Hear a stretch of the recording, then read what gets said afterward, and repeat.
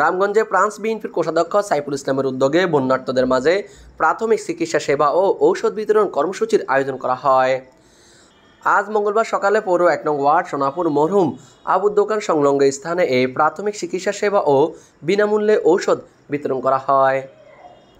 France বিএনপির কোষাধ্যক্ষ ও রামগঞ্জ সরকারি কলেজ শাখা ছাত্রদলের সাবেক ১ নং যুগ্ম আহ্বায়ক সাইফুল ইসলামের ব্যবস্থাপনা আল মদিনা ফার্মাসিউটিক্যাল এর সৌজন্যে অত্র চিকিৎসা সেবা ও ঔষধ বিতরণ অনুষ্ঠানে স্বেচ্ছাসেবী হিসেবে কাজ করেন রামগঞ্জ উপজেলা ছাত্রদলের আহ্বায়ক জহির বাবু, রামগঞ্জ সরকারি কলেজ শাখা ছাত্রদলের সাবেক সভাপতি বিল্লাল হোসেন বাবু, আরবান টাওয়ার প্যান্টস গ্রুপ ও রামগঞ্জ উচ্চ বিদ্যালয়ের এসএসসি ২০১৮ ব্যাচ।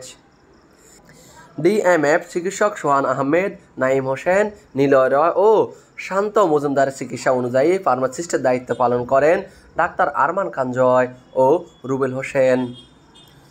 এই সময় উপস্থিত ছিলেন লক্ষ্মীপুর জেলা যুবদলের সদস্য ও রামগঞ্জ পৌর ছাত্রদলের সাবেক সাধারণ সম্পাদক মিজানুর রহমান ভূঁইয়া, রামগঞ্জ উপজেলা ছাত্রদলের সদস্য সচিব রাকিব হাসান, পৌর ছাত্রদলের আহ্বায়ক শাহিন আলম মুন্না, কলেজ শাখা ছাত্রদলের আহ্বায়ক বাহার হোসেন বাবু সহ প্রমুখ। Mohammad Raju Hossain, RSN TV, Ramganj, Lakshmipur.